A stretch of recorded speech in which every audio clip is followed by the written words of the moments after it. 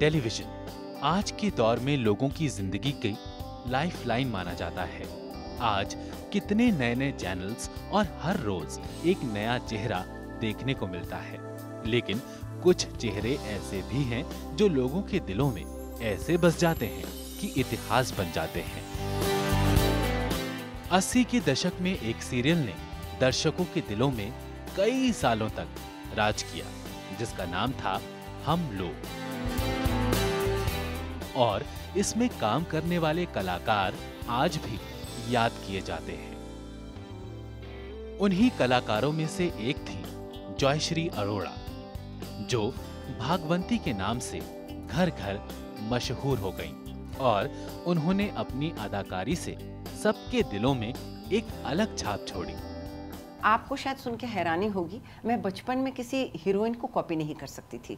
मैं करती नहीं थी, मतलब मैं शम्मी कपूर जी को बहुत कॉपी किया करती थी। मैं किशोर कुमार मेरे फेवरेट आर्टिस्ट हैं आज तक के, तो मैं हमेशा शम्मी कपूर जी को कॉपी किया करती। वो तारीफ करूं एकदम धाड़ गिरती थी, मैं चारपाई पे और गाना गाती थी।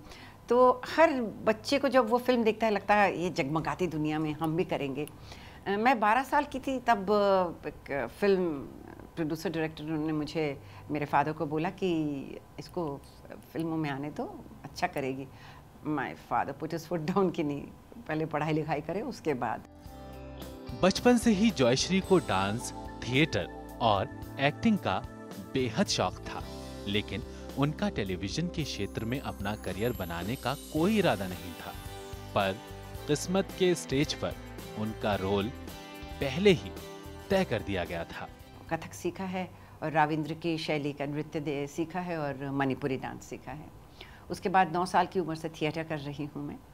और कभी ये नहीं सोचा था कि शायद ये मेरा करियर हो जाएगा, ये उस वक्त नहीं सोचा था। दिल था कि हाँ एक्टिंग करूँगी, और ख़ासकर जब थिएटर करती थी तो वो जो एक अर्ज थी, जो इच्छा थी, वो सेटिस्फाई भी हो गई थी। और टेलीविज़न में आना एक इत्तेफाक है, मैं बोलूँगी बिल्कुल एक इत्तेफाक है। इत्तेफाक ही था जिसने जॉयश्री को सीरियल में एक्टिंग का मौका दिया। सन 1980 में उन्होंने अपना पहला प्ले किया, जिसकी वजह से वो लोगों की नजरों में आई। लेकिन बात सिर्फ यहीं नहीं रुकी। 7 जुलाई 1984 उनकी जिंदगी का खास दिन बन गया और भारत के इतिहास के पहले फैमिली शो का हिस्सा बनकर वो पूरी दुनिया के सामने आई।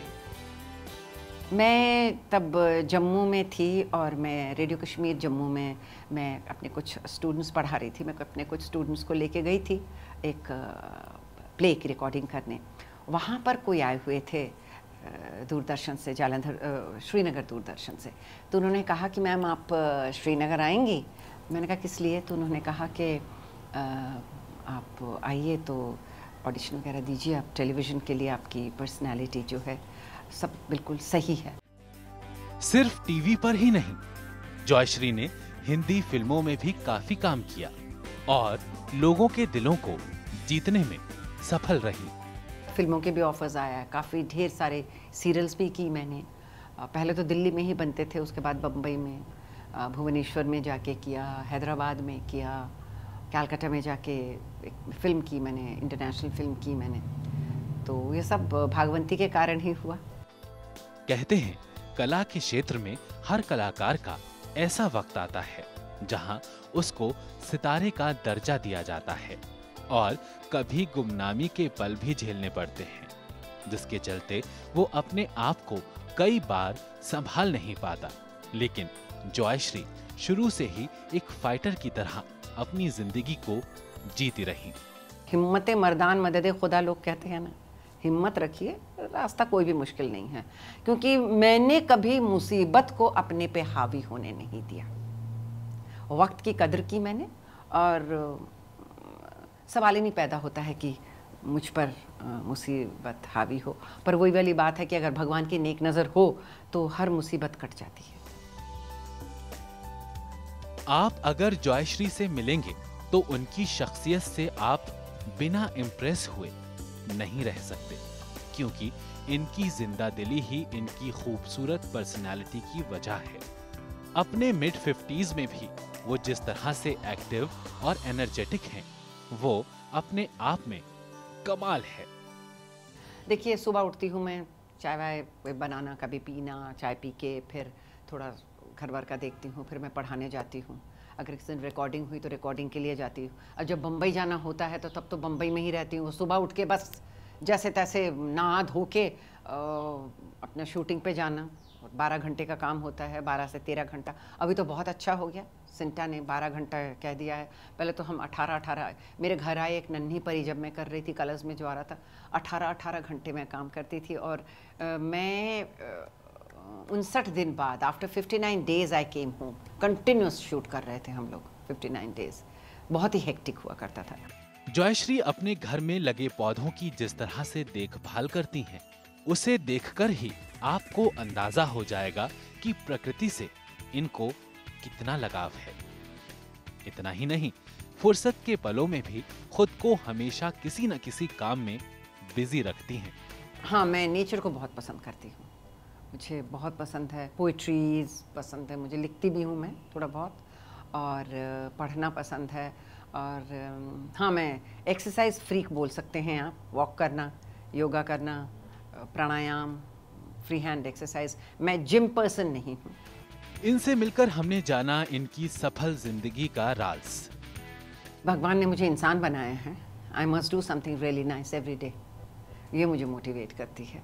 और कितने लोग मेरे जैसे खुशनसीब होते हैं कि जो करने को दिल किया वो मैं कर सकी। अच्छा काम करने का अभी भी है। मैं बिल्कुल भी सेटिस्फाइड नहीं हूँ कि मैंने बहुत बढ़िया काम किया या कुछ, तो just tip of the iceberg. जितने दिन मैं रहूँ, जिंदा रहूँ, जितने भी, मैं बढ़िया से बढ़िया काम करना चाहती हूँ। अपनी पूरी जिंदगी में जॉयश्री ने ईमानदारी, मेहनत और लगन से काम किया है, और शायद इसी वजह से उन्होंने सफलता की ऊंचाइयों को भी छुआ है।